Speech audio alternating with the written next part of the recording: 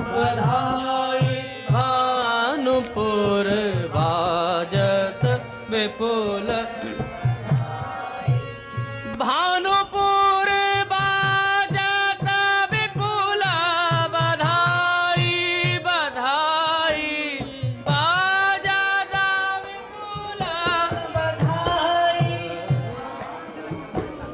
बाजत विपुल बधाई भानुपुर बाजत विपुल बधाई आनंद घन आनंदिनी कन्या कीरति रानी जाई कीरति रानी जाई ओ कीरति रानी जाई कीरति रानी जाई भानुपुर बाजत युगल बधाई बधाई बाजत विपुल बधाई बधाई बाजत विपुल बधाई भानुपुर बाजत विपुल बधाई अति कमनीय रूप अतुलित सुचि प्रेम सुधा रसवर्षी प्रेम सुधा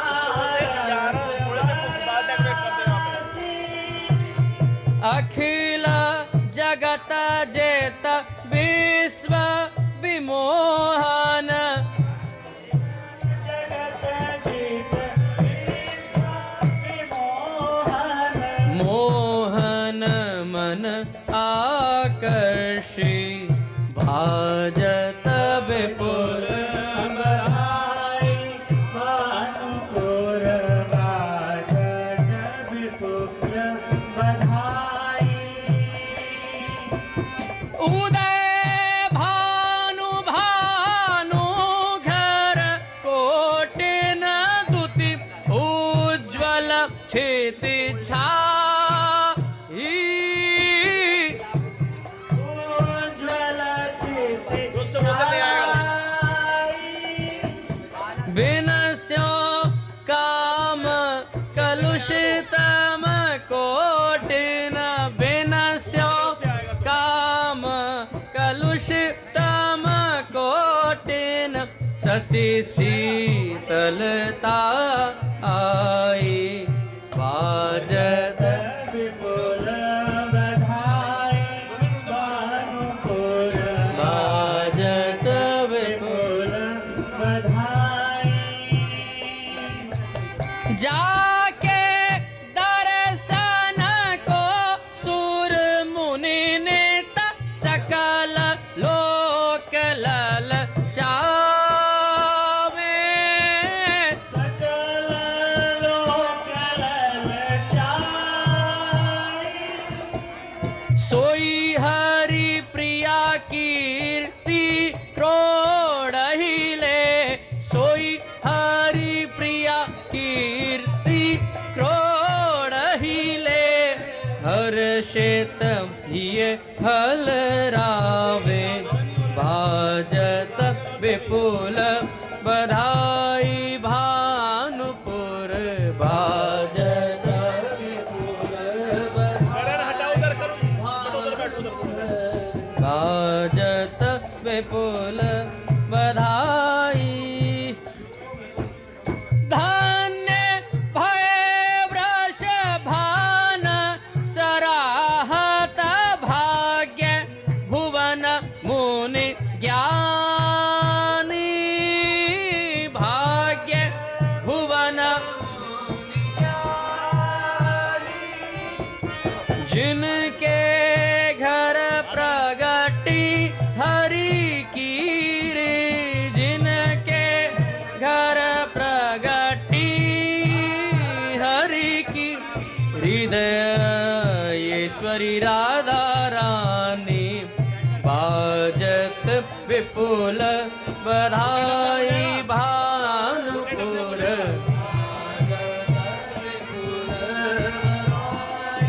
भानुपुर बाजत मंगल बधाई भानुपुर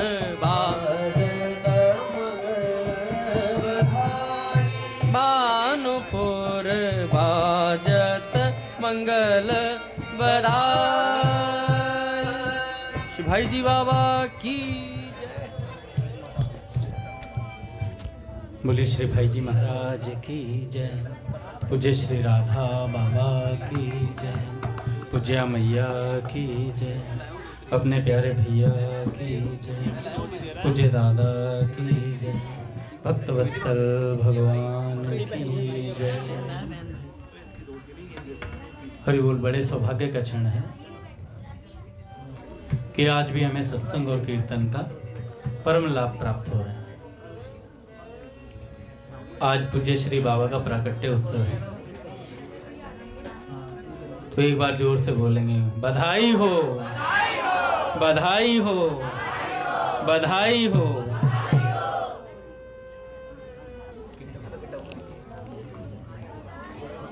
अब ध्यान से पहले पूज्य बाबा के संस्मरण सुनेंगे।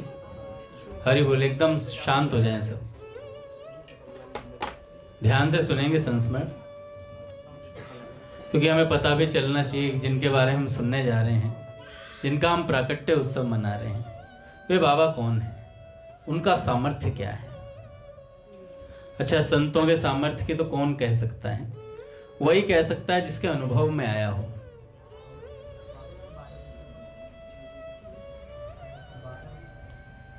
पूज्य भाई जी, पूज्य बाबा, ये हमारे ऐसे कृपा के निधान हैं जिन्होंने हम सब लोगों को पाल पोस कर बड़ा किया है।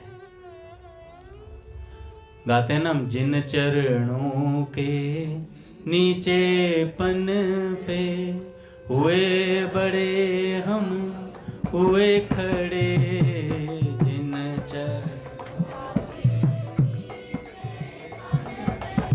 हुए बड़े हम उन चरणों की ही छाया में रज राखी में रह पड़े,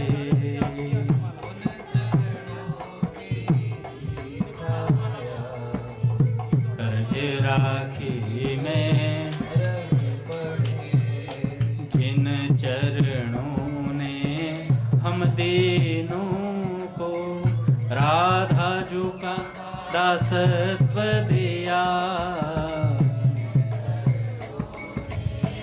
हम तीनों को राधा जी का दासत्व दिया, वे ही शतदल चरण हमारे हृदय पटल पर रहे जड़े, वे ही शतदल चरण हमारे हृदय पटल पर रहे जड़े। बोले बाबूजी बाबा की जय। तो भैया हमारा बड़ा सौभाग्य है जो हम यहाँ बैठे हैं। एक बार एक बालक जिद करके वाटिका में बैठ गया था जाके, और जाकर के उसने कहा कि मैं अन्न जल ग्रहण नहीं करूँगा जब तक बाबूजी बाबा की कृपा नहीं होगी मुझ पर। तो उस समय भाई जी का शरीर तो जा चुका था, बाबा उस समय मौजूद थे। तो वहाँ हमारी एक माँ है, उन्होंने उस बालक से बोला कि भैया क्या बात है। तो उन्होंने बताया कि मेरा व्रत है, जब तक बाबूजी बाबा कृपा नहीं करेंगे तब तक मैं अन्न जल ग्रहण नहीं करूँगा। तो हमारी माँ लेकर के गई उस बालक को। पूज्य बाबा उस समय विद्यमान थे। तो बाबा से कहा कि बाबा ये देखो, ये बालक जिद करके बैठा है, कहता है जब तक बाबूजी बाबा की कृपा नहीं होगी तब तक मैं अन्न जल ग्रहण नहीं करूँगा। तो बाबा ने तपाक से कहा, हमारी कृपा के बिना ही वाटिका में प्रवेश कर गए हो क्या? हमारी कृपा के बिना ही वाटिका में प्रवेश कर गए हो क्या? हमारी कृपा है तभी आपको गीता वाटिका में प्रवेश मिला है, अन्यथा इस भूमि पर कोई पैर नहीं रख सकता। तो हमारे ऊपर इन संतों की कृपा है, इसलिए हम नारद निकुंज में बैठे हैं और भाई जी बाबा के विषय में हम सुन पा रहे हैं।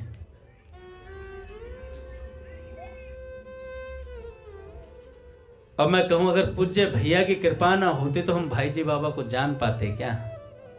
क्या हमें पता चलता यहाँ जनकपुरी में बैठे हुए कि पूज्य भाई जी, पूज्य बाबा जैसे दिव्य संत यहाँ धराधाम पर मौजूद हुए, कभी उन्होंने ऐसी विचित्र लीलाएं रची हैं। तो हमें पूज्य भैया के माध्यम से पता चला कि ये संत हमारे जीवन को संभाल रहे हैं। पूज्य भैया ना होते तो हमें पूज्य बाबूजी, बाबा, स्वामी जी, सेठ जी, किसी का पता नहीं चलता। कई लोग कह देते हैं मूर्खतावश कि आपने ना पूज्य भाई जी बाबा को छोड़कर भैया को पकड़ लिया है। मैं कहा, अगर भैया को नहीं पकड़ते तो पूज्य बाबूजी बाबा पकड़ में आते, हमारे जानने में आते। हमें तो पता ही नहीं चलता। हम तो आराम से जनकपुरी में आराम से अपना जीवन जी रहे थे, पढ़ाई लिखाई करते, खाते कमाते, आराम से इसकी जिंदगी जीते। जी तो अभी भी ऐश की रहे हैं, पर असली मौज कर रहे हैं। अब असली मौज काट रहे हैं हमारे पंडित जी। आपको तो पता ही है जीवन हमारा कैसा रहा है जनकपुरी में पूरा। हमें कोई सुन लेता, लायक ही ना, हम बैठने लायक नहीं लोगों के बीच में हैं। ऐसी मूर्खता।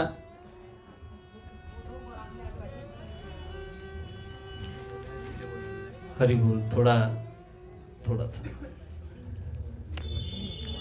धीरे धीरे।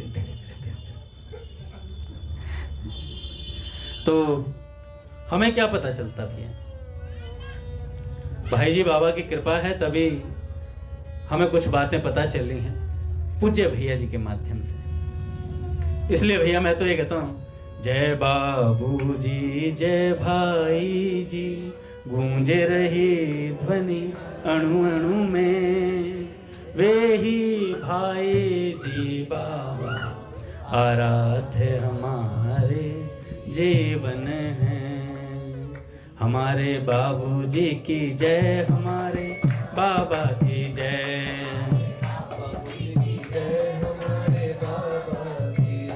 बोलो बाबूजी बाबा मैया तीनों की जय, बाबूजी बाबा मैया तीनों की जय, बोलो बाबूजी बाबा भैया तीनों की जय, हमारे बाबूजी की जय, हमारे बाबा की जय,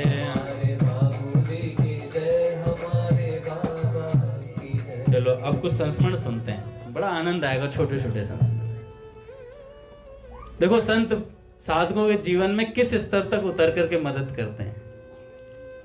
बाबा ने कहा था, जब तक इस शरीर से हूं तब तक तो मैं वाटिका में हूं, जब इस शरीर को त्याग दूंगा तो मैं सर्वत्र रहूंगा, हर साधक के पास रहूंगा जो प्रिया प्रियतम को पाना चाहता है।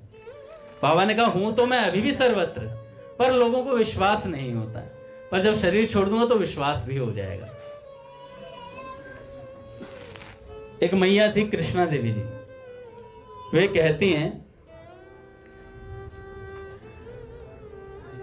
कि मेरी एक बार गाय गायब हो गई। गौ माता रखती थी वो, उनकी गैया गायब हो गई। कहती है मेरे दोनों लड़के कई दिन तक खोजते रहे पर वो गाय नहीं मिली। बाबा ने पूछा मेरे बेटे से, मतलब मुझसे पूछा कि बेटा कहाँ है तुम्हारा? तो मैंने कहा, बाबा मेरी गाय 4 दिन से गायब है, उसे ढूंढने गया है। मेरी गाय सीताराम जी 4 दिन से गायब है, ढूंढने गया है। बाबा बोले अच्छा, अब मैं खोजता हूं। जो भी मिलता कहते, भैया मेरी मैया की गैया खो गई है, ढूंढ लाओ। तो बाबा ऐसे बोलते सबसे, मुझे उसे ढूंढना है गैया को। उसी दिन 4 बजे भोर में मेरा बेटा साइकिल से उसे खोजने निकल पड़ा। रास्ते में वह गाय आती हुई मिली। हमने उसका नाम श्यामा रखा हुआ था, गाय का। काली सी सीधी सी गाय थी। जैसे ही जेल रोड तक गया, उधर से गाय भागी हुई अपने घर की तरफ आ रही थी। उसके गले में खूब मोटी सांकल बंधी थी।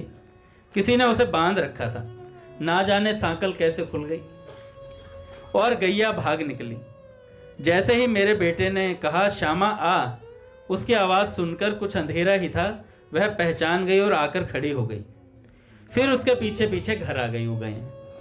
हम लोग 6 बजे बाबा की परिक्रमा में गए तो बाबा बोले, मैया गैया आ गई घर, गैया घर आ गई। तो मैया ने बोला, हाँ बाबा आ गई। कृष्णा देवी जी कहती हैं हमारे घर में कुतिया भी थी पाली हुई। वह घर से गायब हो गई या कोई उसे चुरा ले गया। बहुत खोजा, करीब 8 दिन तक नहीं मिली। वह प्रायः हमारे साथ वाटिका जाती, दूर से ही बाबा को टुकुर टुकुर देखा करती थी। कभी मैया के पास जाते आते बाबा उसे पुचकार देते थे तो दूर से पूंछ हिलाते हुए बाबा के साथ जाती, पर कभी उस कुतिया ने बाबा को छूने का प्रयास नहीं किया। बाबा कहते, मैया तेरी कुतिया तो बड़ी संस्कारी है। कई दिनों तक मेरे साथ जब बाबा ने उस कुतिया को नहीं देखा तो बाबा ने पूछा, मैया तेरी कुतिया नहीं दिखती। मैंने कहा बाबा गायब हो गई है। बाबा बोले, अच्छा आ जाएगी। उसी दिन एक लड़का उसे लेकर मेरे घर आया। मुझसे पूछा, क्या यह आपकी कुतिया है? तो मैंने कहा हाँ। और वो कुतिया मेरे पैरों में लेटकर आंसू बहाने लगी। उस लड़के ने बताया, जब से गई है इसने कुछ खाया नहीं था। कुछ भी देते तो मुंह फेर लेती थी। जहां भी इसे कोई पहचान दे, मेरे बाबूजी ने बोला, उसको ये दे आना। इसी तरह एक बार मेरी भैंस भी गायब हुई। भैंस भी गायब हुई, उसे भी बाबा ने खोजा था। ऐसे थे बाबा जो पशुओं तक की संभाल रखते थे हमारे घर की। बाबा सदैव कहा करते थे, मैया भगवान सर्वत्र हैं, भगवान सर्वज्ञ हैं, भगवान सर्व सुहृद हैं, भगवान सर्व समर्थ हैं। परंतु बाबा केवल कहते ही नहीं थे, इसका आभास भी समय समय पर दिया करते थे। बाबा और भगवान में भला कोई अंतर था? जानत तुम ही हो जाए। बाबा से अधिक भगवान को जानने वाला हमें तो कोई बिरला ही मिले, जो छाती ठोक कर कह सके, मैं जो चाहूंगा वो श्री कृष्ण कर देंगे, मैं जो चाहूंगा वो श्री कृष्ण कर देंगे। एक बार बाबा ने कहा, मैया तू हमारी मैनेजर बनेगी। मैया ने बोला, बाबा कैसे? बाबा ने कहा, तेरी जो जमीन है ना उसे किसी को दे दे। तो मैया ने कहा, ठीक है बाबा, मैं ऐसा करती हूँ, जो फार्म है जो हमारा अवधपुर वाला, उसको मैं किसी को दे देती हूँ। तो मैंने कहा बाबा तो क्या करूं? बाबा बोले, तू इसको किसी को दे दे। मैंने कहा बाबा किसे दूं? पास में चोपड़ा जी खड़े थे, बाबा के परिकर। तो चोपड़ा जी ने कहा कि अगर नाम करोगे तो रजिस्ट्री करानी पड़ेगी। मैंने कहा हाँ मैं तैयार हूँ रजिस्ट्री करवाने के लिए। किसके नाम करवानी है? तो चोपड़ा जी ने कहा कैंसर अस्पताल के नाम करवा दो। इस पर बाबा ने चोपड़ा जी को डांटते हुए कहा, अरे महाराज चोपड़ा खोपड़ा जी। बाबा ऐसे ही बोला करते थे उन्हें प्यार से, अरे महाराज चोपड़ा खोपड़ा जी, आप चुप रहिए। आप रजिस्ट्री तो करा देंगे मैया से, पर उसका मन उसी में लगा रहेगा तो? मन उसी में रह गया, आसक्ति खत्म करनी है ना उससे। फिर बाबा ने कहा मैया ये फार्म तू मुझे दे दे और इसकी तू बन जा मैनेजर। मैया ने कहा ठीक है। आज मेरे बाबा मुझे राजा बलि बनाने पर तुले पड़े थे और भगवान बनकर मुझसे ले रहे थे। तो मैया कहती है कि जब से मैंने बाबा को फार्म दिया उसके बाद से बाबा ने सारा काम मुझे संभाल दिया उसका, और कहा तू मैनेजर है इसकी, तुझे सिर्फ संभालना है। और कहा कि जब से मैंने वो मैनेजर का पद लिया तब से उस फार्म में जितनी दिक्कतें थी ना सब सॉल्व हो गई। बिजली की, पानी की, जो भी दिक्कत आती थी वहां पे सब दूर हो गई। कागजों से रिलेटेड समस्याएं सब दूर हो गई। तो ऐसे हमारे बाबा। एक बार कहते हैं, एक बार बाबा के मन में उमंग आई। क्या उमंग आई? संतों की उमंग रहती, मस्ती रहती अपने। कई बार संत कह देते मांग ले कुछ मुझसे। मेरे जैसा बुद्धू होता है वो भी कह देता है भैया सर्दी हो रही, एक जैकेट दिला दो। जैकेट दिला, वो तो बुद्धू किस्म के होते हैं, उसी टाइप का हूं। संत किसी को पात्र का विचार नहीं करते भैया। संत कभी। बाबा आज करीब 1 बजे मैया के पास ऊपर गए, पूज्या माँ के पास, पूज्य श्री भाई जी की धर्मपत्नी जी के पास। हम लोग नीचे खड़े खड़े बाबा का इंतजार कर रहे थे। आगे आगे हो जाओ महाराज, जितनी जगह बन सके उतनी बना लो, ठीक है। और बिल्कुल शांति से बैठे महाराज, ध्यान से सुने, क्योंकि मैं ध्यान से पढ़ रहा हूं। मैं ध्यान से पढ़ के सुना तो ध्यान से सुन लेना चाहिए। तो बाबा भाई जी के पास, पूज्या माँ के पास गए और माँ से मिल करके आ रहे थे। तो हम लोग नीचे खड़े थे, पूरा परिवार हम नीचे खड़े थे। तो बाबा को देख करके बाबा को प्रणाम किया। मई जून की धूप थी, तो धूप का इतना कोई खास असर पड़ नहीं रहा था हम पर, क्योंकि हमारी नजर ही बाबा पर थी। बाबा ऊपर से आए तो हम लोग उनके पीछे पीछे कुछ दूर गए। अचानक बाबा रुक गए। बाबा बोले, मल साहब आज मेरा मन आपको कुछ पिलाने को हो रहा है।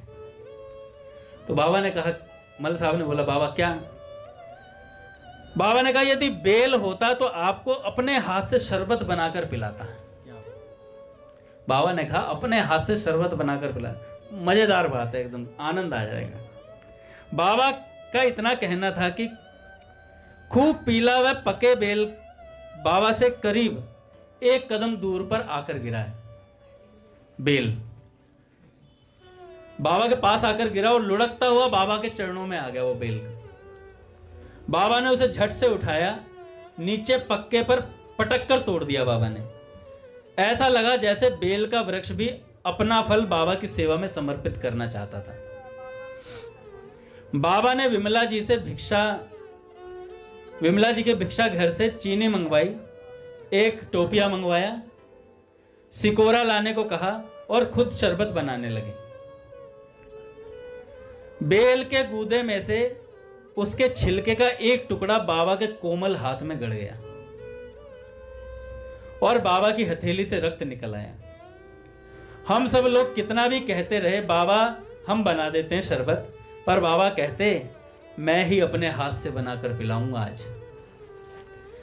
यह रक्त कण तो इसलिए निकल गया जिससे कि मल साहब के परिवार की भगवत प्राप्ति की बाधा निकल जाए, इसलिए ये रक्त निकला मेरे हाथ से। सबको हंसाने के लिए कुछ कुछ बातें करने लगे बीच बीच में। हमसे पूछा, मैया तुम लोग तो बहुत ही मतलब नफीस खाने पीने वाले हो। न बोलने पर बोले, अच्छा बता तू कैसा बेल का शरबत बनाती है, सच सच बताना तेरे घर पर कैसा बनता है शरबत। मैंने कहा, बेल के गूदे को महीन कपड़े से छान कर बनाते हैं बाबा।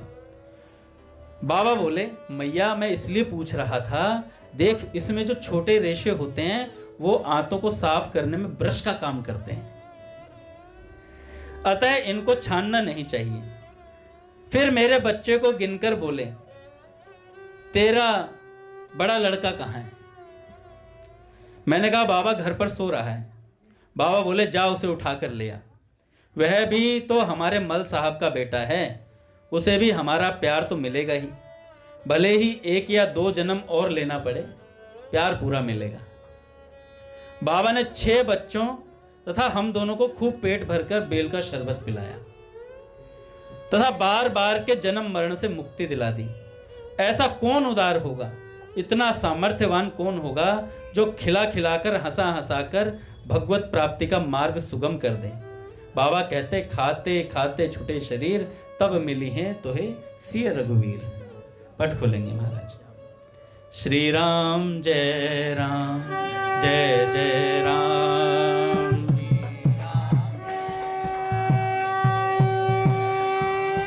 श्री राम जय राम जय जय राम।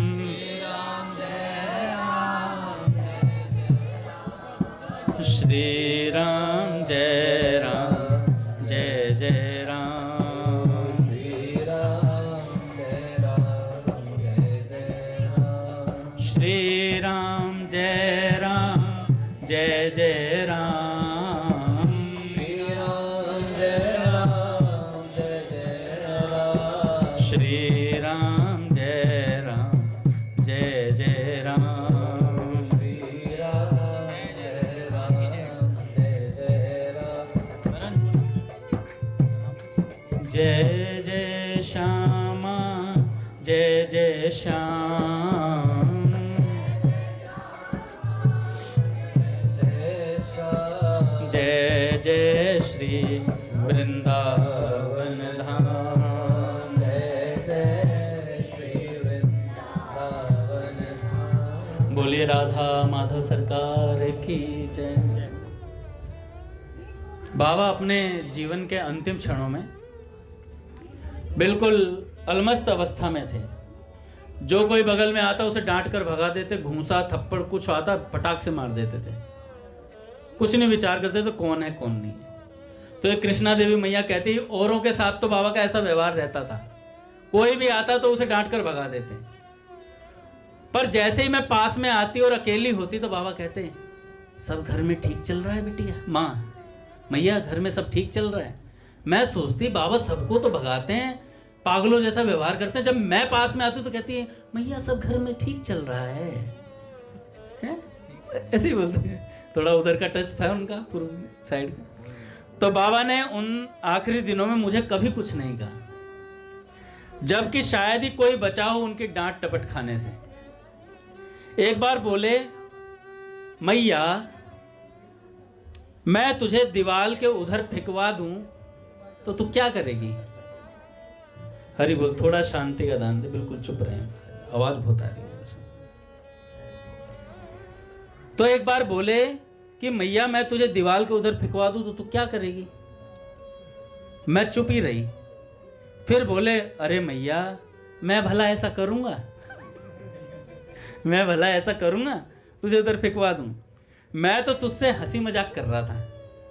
फिर इधर उधर देख के बोले मैया देख तुझे कुछ भी कहना हो, जब कोई ना हो बता दिया करना मुझे चुपचाप, जरा भी डरना नहीं।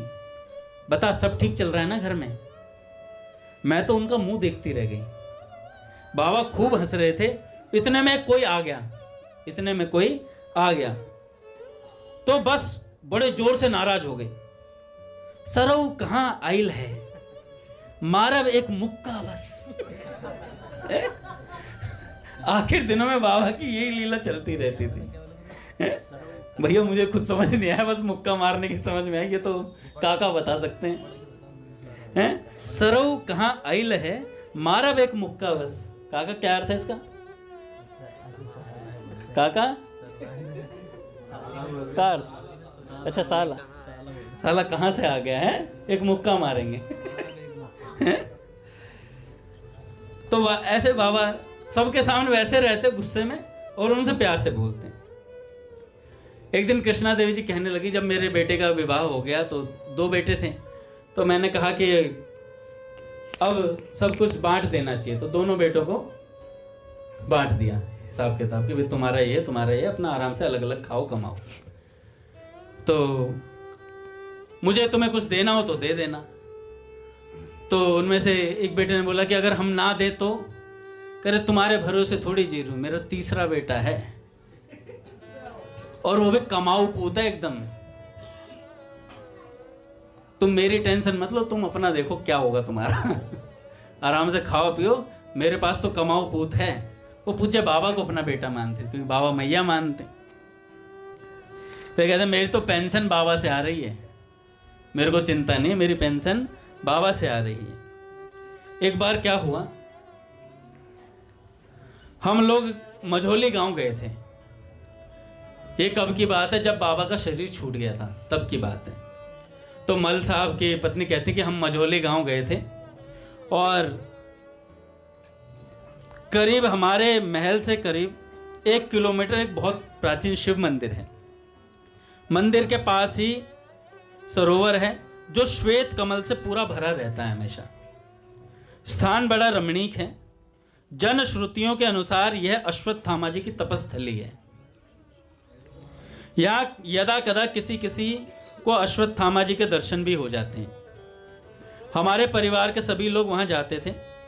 वहाँ शिव पूजन और संत दर्शन का हमारा विचार था, तो हम दोनों पति पत्नी वहाँ गए थे। तो मल्ल साहब मेरे पति पूजा के बीच में से उठ करके थोड़ा वहाँ का वन निहारने लगे तो एक टकी लगाकर एक तरफ देख रहे थे। तो मैं भी उठकर पहुंची। मैंने कहा क्या देख रहे हैं आप? कह रहे क्या देख रहा हूं कि बाबा खड़े हैं सामने। बाबा का शरीर जा चुका था कि बाबा सामने खड़े हैं। मैं 1-2 पग आगे बढ़ी कि बाबा को पकड़ लूं। सामने बाबा दिख रहे थे मुझे भी कि बाबा को पकड़ लूं। फिर मन में आया बाबा अगर मुझसे छू ना जाएं, क्योंकि बाबा का नियम था स्त्री को नहीं छूते थे। तो मुझे रोना आ गया। मैं फपक कर रो पड़ी क्योंकि मुझे एकदम से याद आया कि बाबा तो जा चुके हैं। तो फिर बाबा कहां से आए?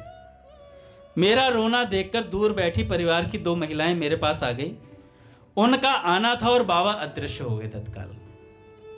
हम दोनों ने पूरे उजाले में बाबा को देखा। बाबा के जाने के बाद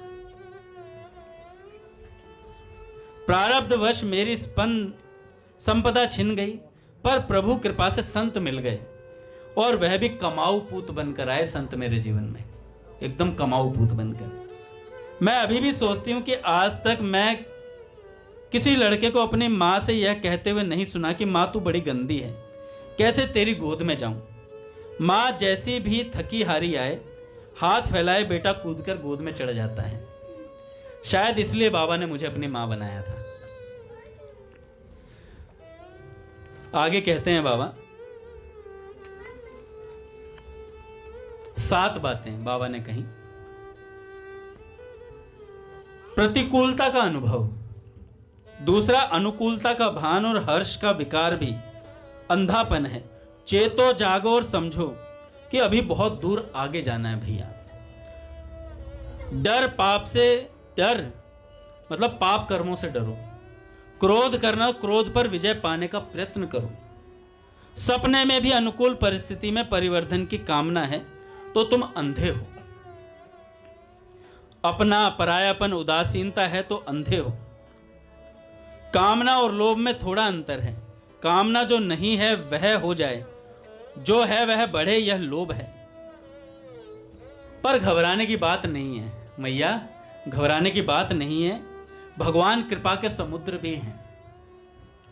वो हमारी नालायकी थोड़े ही देखेंगे, वो हमारी नालायकी थोड़े ही देखेंगे। सबसे बड़ी बात है जिस पर हो सके तो विश्वास कर लीजिएगा, वो ये बात है कि हे नाथ, आप ये बात मेरे लिए कर दीजिए। आप ये बात मेरे लिए कर दीजिए और यह सोचिए कि किसी के लिए जो नहीं हुआ वो मेरे लिए होकर के रहेगा। किसी के लिए जो नहीं हुआ वो मेरे लिए होकर के रहेगा। बाबा ने कहा मुझे महात्माओं की बड़ी कृपा प्राप्त हुई। मुझे महात्माओं की बड़ी कृपा प्राप्त हुई क्योंकि हम दोष बुद्धि लेकर कहीं नहीं चले। दोष बुद्धि लेकर कहीं नहीं चले। कलकत्ते की एक बार की बात है, मछुआ बाजार में हम थे। मैंने एक आदमी को साधु की तरह देखा तो बड़े जोर से पत्थर लेकर चलता कि लोग भाग जाते थे।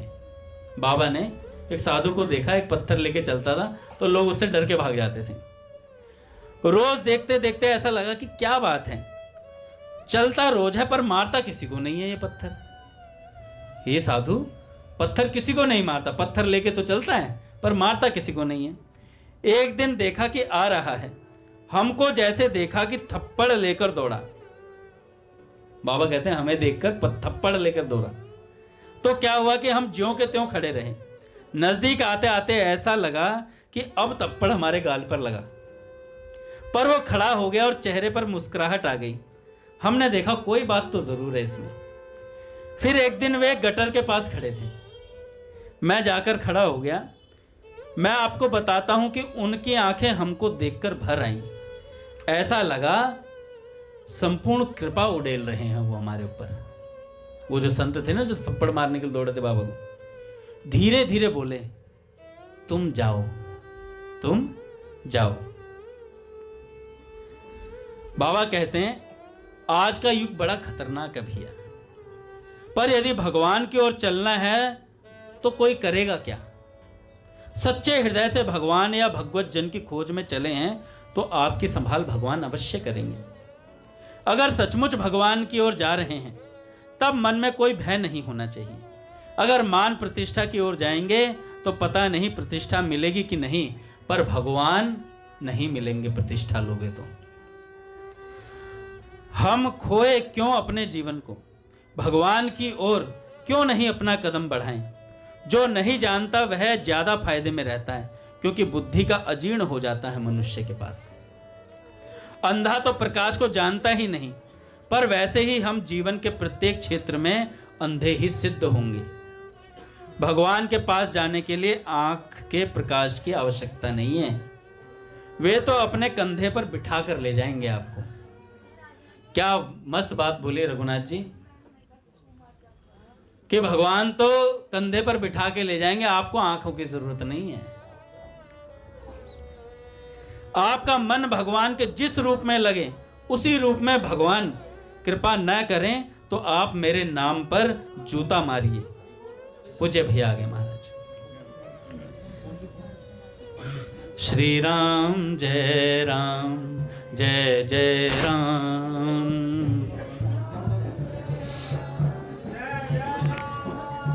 श्री राम जय जय राम।